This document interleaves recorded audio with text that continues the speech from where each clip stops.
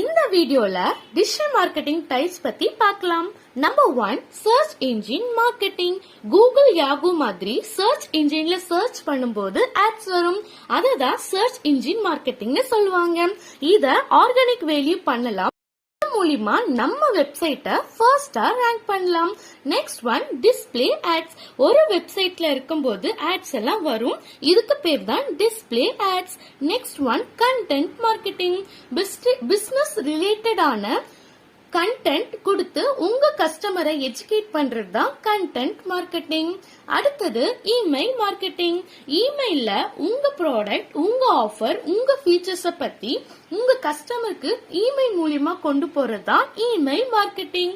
Next is influencer marketing. உங்க ப்ராடக்ட பத்தி popular ஆனவங்க மக்கள் கிட்ட சொல்றது தான் இன்ஃப்ளூயன்சர் மார்க்கெட்டிங்.